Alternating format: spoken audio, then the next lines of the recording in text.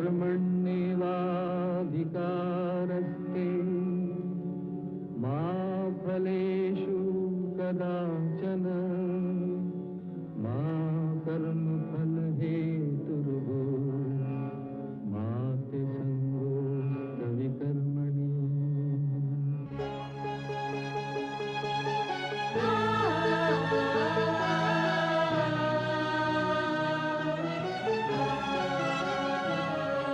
ये औरत है कुदरत का अनमोल तोहफा, ये ममता का सागर, मोहब्बत का दरिया है, हर नस्ल हर देश पर कर्ज इसका बनाया गया, त्याग को फर्ज इसका।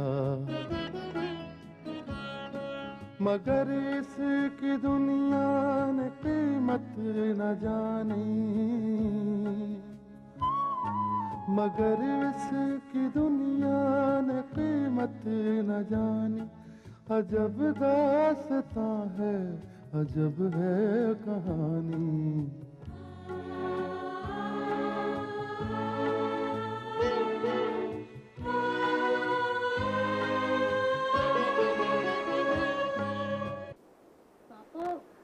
शादी ना करने का आखिर राज क्या है? राज कुछ नहीं है बेटी, कहा ना मैंने, बस कुछ मजबूरियां हैं। पहले तो मैं तुम्हारी शादी के लिए परेशान था, लेकिन अब मुझे उनके शादी की भी फिक्र हो गई है। मैं तो अनिल से कहूंगा कि वो मुझे इस मामले में मदद करे। अंकल, आपको मुझसे जो मदद चाहिए, जैसी भी मदद चाहिए, मैं करूंगा। दरअसल राजेश का मेरी जिंदगी पर भी बहुत एहसान है। हाँ, तुम पर, मीना पर और मुझ पर भी। लेकिन शादी ना करने का फैसला आखिर है किसका? अकेले प्रगति का या फिर दोनों का? वाह बिंदु, वाह वाह, आज तो तुमने बड़े मुद्दे का सवाल पूछा है। वाह, अगर ये गुत्थी सुलझ जाए कि प्रॉब्लम किसकी तरफ से है, तो ये समस्या बड़ी आसानी से हल हो सकती है। अंकल, शादी ना करने का फैसला प्रगति का है, राजेश का नहीं। अब तो हमें प्रगति के पीछे पड़ना ही पड़ेगा। हाँ पापा, प्रगति को समझाना बहुत जरूरी है। बेटी, तुम उसकी फिक्र मत करो, ये काम जल्दी हो जाएगा। ये काम हो जाएगा तो मैं भगवान को प्रसाद चढ़ाऊंगी। अच्छा, तो मेरी तरफ से भी 101 रुपए के पेड़े बांटना। 101 मतलब कुछ ज्यादा तो नहीं बोल दिया?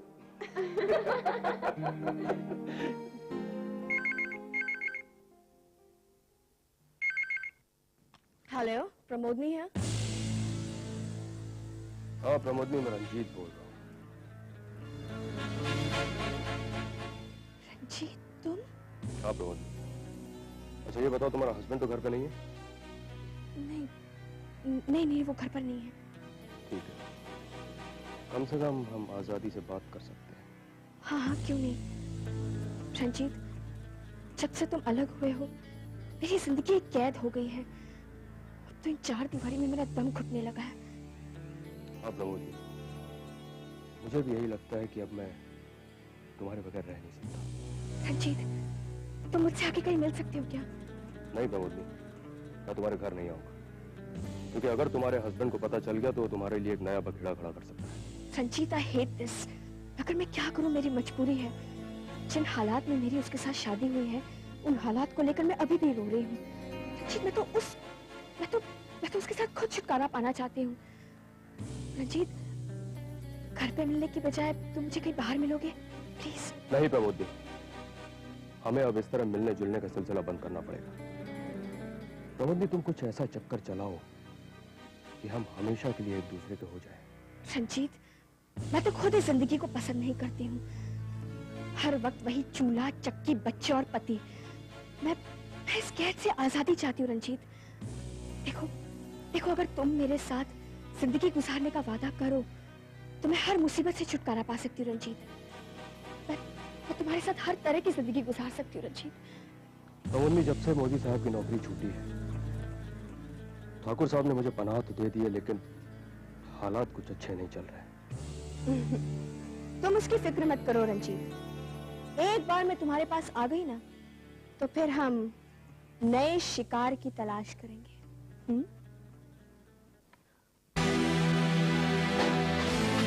Hello hello hello.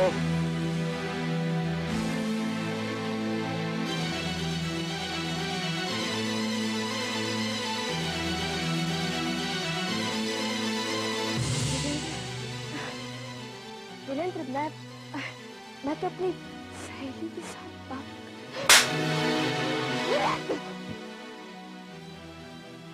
एक बार जब औरत घर से बाहर चली जाती है तो अपनी लाज, शर्म और गैरत बेचकर खा जाती है।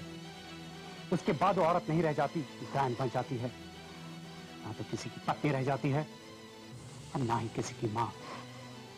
प्रमोदनी, तुम्हें इस बार वापस घर में लाकर मैंने बहुत बड़ी गलती की है,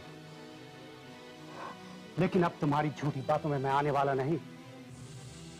रंजीत के साथ इतने दिनों रहने के बाद भी मैंने तुम्हें माफ कर दिया, ये सोचकर कि हमारे बच्चे की परवरिश पर कोई असर ना पड़े। लेकिन ये मेरी भूल थी। नाली के ईंट को मंदिर में लगाने निकला था। बस वीरेंद्र, बस बहुत हो गया। अब मैं और बर्दाश्त नहीं कर सकती। तुम क्या समझते हो कि अग्नि के 7 फेरे लेकर तुमने एक औरत को कठपुतली बना लिया, जरखरी लौंडी बना लिया, जिसका काम सुबह उठकर तुम्हारे जूठे बर्तनों को मांजना है, तुम्हारे कपड़ों को धोना है, तुम्हारे बच्चों की देखभाल करना है और तुम्हारे थके हुए जिस्म को सहलाना है। ये होंगे दूसरी पत्नियों के कर्तव्य। लेकिन प्रमोदिनी इसके लिए नहीं बनी है। प्रमोदिनी के सपने हैं बंगला, गाड़ी, बैंक बैलेंस। लेकिन तुमने मुझे दिया क्या वीरेंद्र? हाँ, तुमने मुझे क्या दिया है? बस घर के एक कोने में भेड़ बकरियों की तरह खूंटे से बांध दिया है। मेरे सपनों को चकनाचूर कर दिया है तुमने। मेरे अरमानों को तुमने खून किया है। तुम किसी शरीफ आदमी की बीवी कहलाने के लायक ही नहीं हो। तुम चली जाओ यहां से। I said get out from here. Will you just get out?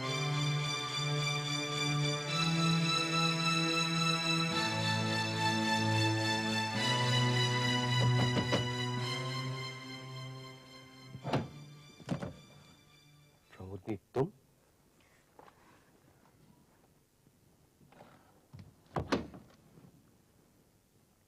क्या बात है? रंजीत, मेरे पति ने मुझे घर से निकाल दिया। घर से निकाल दिया? मगर क्यों? तुमसे फोन पे बात कर रही थी ना, उसने सुन लिया। ओह, तो एक शरीफ इंसान की गैरत जाग उठी और उसने अपनी बीवी को बदचलन करार देते हुए हमेशा के लिए घर से निकाल दिया। कोई बात नहीं, आओ।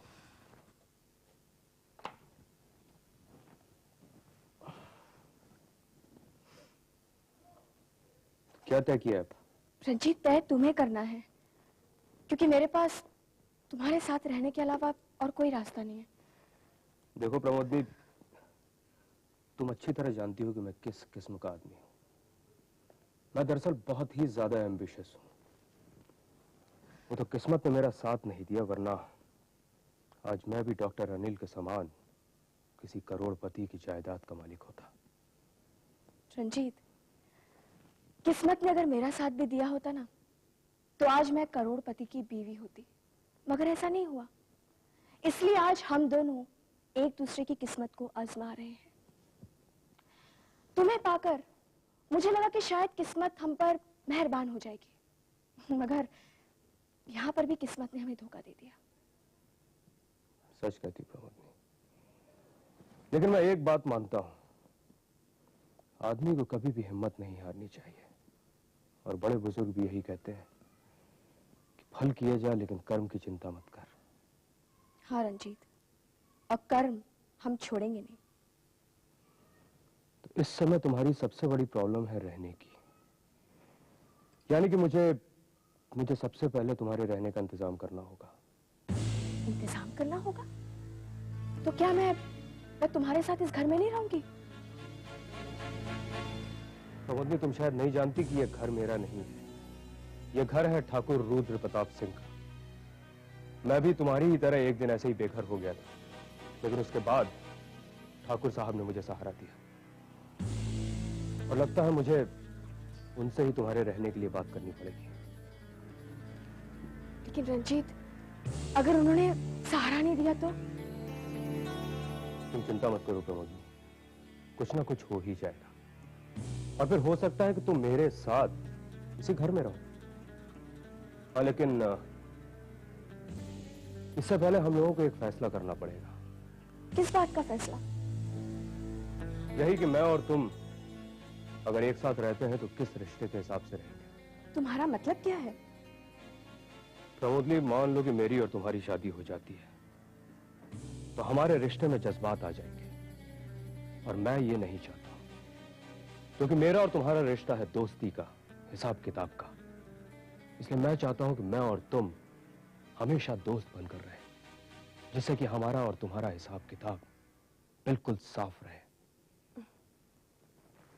हाँ रंजीत, मैं भी यही चाहती हूँ। मैं जज्बातों में बहकर अपनी जिंदगी खराब नहीं करना चाहती। मैं बहुत दौलत कमाना चाहती हूँ, फिर चाहे वो किसी भी तरीके से क्यों ना हो। पता प्रमोदनी, जब तुम मुझसे दूर थी तो मुझे तुमसे बिल्कुल भी डर नहीं लगता था, लेकिन आज जब तुम सब कुछ छोड़कर मेरे पास आ गई तो मुझे अचानक डर सा लगने लगा। मैंने सोचा कि कहीं तुम्हारी जिम्मेदारी उठाते उठाते मैं तुम्हारे संग जज्बाती ना हो जाऊं। लेकिन अब मैं बहुत खुश हूं, क्योंकि हमारी पोजीशन अब क्लियर हो चुकी है।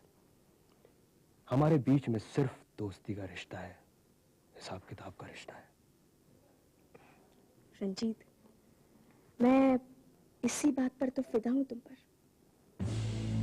और इसीलिए मैं भी तुमसे प्यार करता हूं प्रमोद, क्योंकि तुम बहुत ही फ्रैंक हो, दूसरी औरतों के समान हिपोक्रेट नहीं। आओ ठाकुर साहब के पास चलें।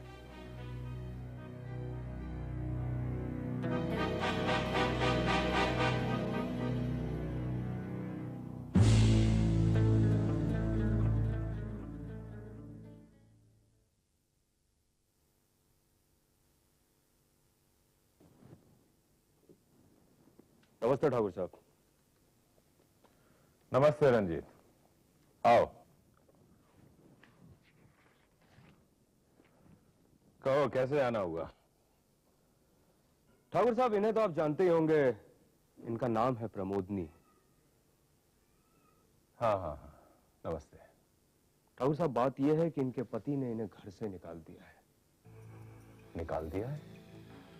जी हाँ ठाकुर साहब। मगर इनके पति ने इनको घर से क्यों निकाल दिया है? वही पुरानी कहानी ठाकुर साहब, जवान और खूबसूरत बीवी पर पति का शक।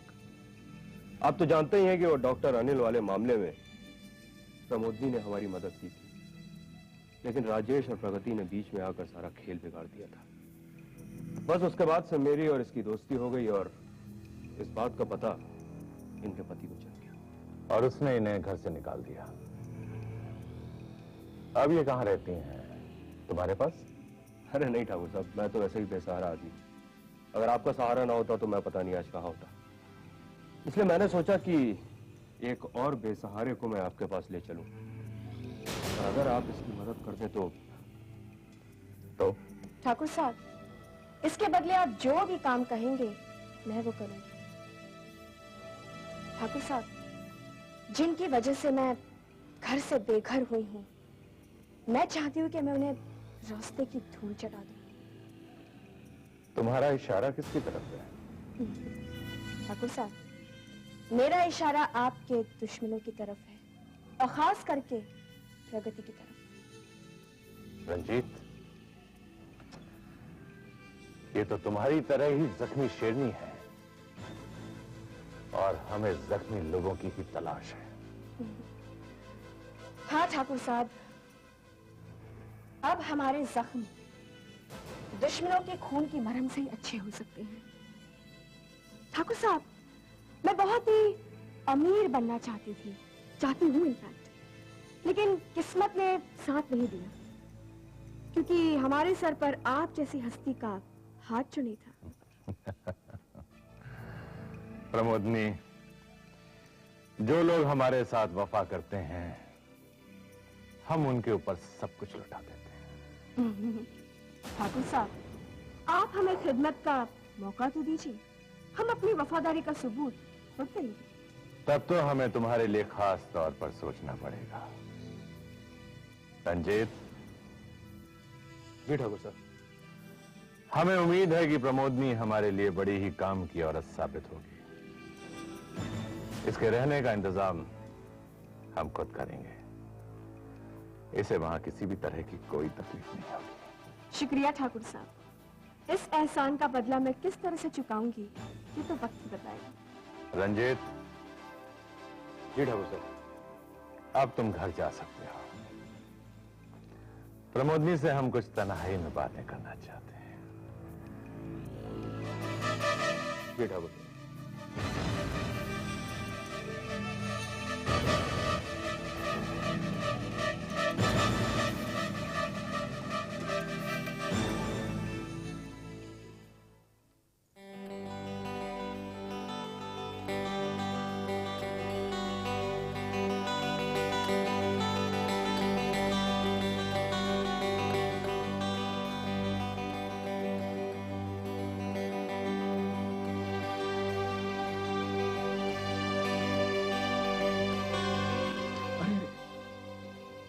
क्या कर रही है बहना? मैं इस काबिल नहीं हूं कि तू मेरे पांव छुए। भैया आप कितने काबिल हैं मैं अच्छी तरह से जानती हूँ। और वैसे भी बड़ा भाई पिता के समान होता है। सच कहा बहना। मैं तो भगवान से यही प्रार्थना करता हूं कि वो मुझे इतनी शक्ति दे, इतनी ताकत दे कि मैं ये फर्ज सारी जिंदगी निभाता रहूं। अच्छा बहना, ये तेरे भाई की तरफ से एक छोटी सी भेंट। भैया आप इसे छोटी सी भेंट कहते हैं? ये तो मेरे लिए अनमोल है। नहीं बहना, अब हालात वैसे थोड़ी हैं। अब मुझे अपनी बिखरी हुई जिंदगी को संवारना भी तो है। बिल्कुल सच कह रहे हैं तुम्हारे भैया। अब तक हम सबकी जिंदगी कैसी बिखरी बिखरी रही है ना। हम जिंदगी में जो कुछ भी खोया है उसे वापस पाने के लिए थोड़ा वक्त तो लगेगा ही। लेकिन हम आज के दिन ये सब क्यों सोच रहे हैं? छोड़ो ये सब बात। नहीं भाभी, ऐसी खुशी के मौकों पर ही इंसान अपनी गलतियों को याद करके उन्हें सुधारने की कोशिश करता है। इंसान जो कुछ भी सीखता है अपने बीते हुए दिनों से सीखता है। हाँ बेटे, बीते हुए अच्छे और बुरे कर्म ही आने वाले दिनों का फैसला करते हैं। और इंसान तो वही है जो समय को पहचाने। हाँ माँ जी, वक्त ही तो सबसे बड़ा गुरु है हमारा। वही तो हमें सिखाता है कि हमारे लिए क्या अच्छा है और क्या बुरा है। हाँ भाभी, हम सब वक्त के मारे हैं। हमें मालूम है कि हमारा अतीत क्या था, हमारा वर्तमान क्या है, और हम ये भी जानते हैं कि हमारा भविष्य क्या है। और हमारा भविष्य है गौरव। देखो माँ, गौरव कितना शर्मा रहा है।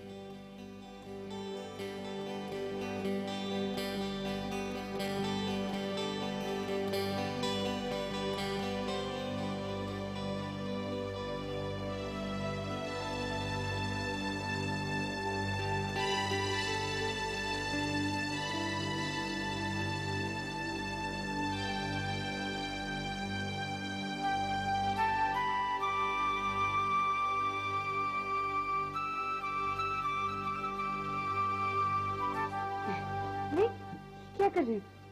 दीदी, मैं इस काबिल नहीं हूं कि तुम्हें कुछ दे सकूं। तुझे कुछ भी देने की कोई जरूरत नहीं है। बस तू खूब मन लगाकर पढ़, खूब मेहनत कर। जो सपने मैंने तेरे लिए देखे हैं ना, उन्हें तू साकार कर। मैं सिर्फ तेरे चेहरे पर मुस्कान देखना चाहती हूँ। जो दुख हमने देखे हैं, मैं नहीं चाहती कि उन दुखों का साया भी तुझ पर पड़े। दीदी, तुम्हारा आशीर्वाद और प्यार मेरी जिंदगी की सबसे बड़ी ताकत है। मुझे आशीर्वाद दो दीदी।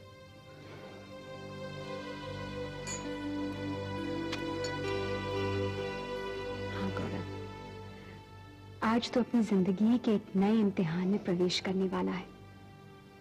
आज तू इंजीनियरिंग कॉलेज में एडमिशन लेने जा रहा है। लेकिन एक बात याद रख, इंसान की जिंदगी अलग अलग हिस्सों में बटी होती है। ये हिस्सा सिर्फ पढ़ने के लिए, सिर्फ मेहनत करने के लिए। आज तू इंजीनियरिंग कॉलेज जा रहा है, कल तू इंजीनियर बनके वहां से निकलेगा। ये तो वही सपना है जो हजारों लाखों विद्यार्थी साकार करने की कोशिश करते हैं, लेकिन कुछ बदनसीबों के लिए ये सपना ही रह जाता है। तो भगवान का शुक्र है कि हम इस काबिल तो हैं कि तुझे हम पढ़ा सकें। अब ये तुझ पर निर्भर करता है कि तू इस समय का कितना फायदा उठाता है। दीदी, मैं आप लोगों की उम्मीद है दुनिया में इंसाफ की ये निशानी, अजब दास्तां है, अजब है कहानी।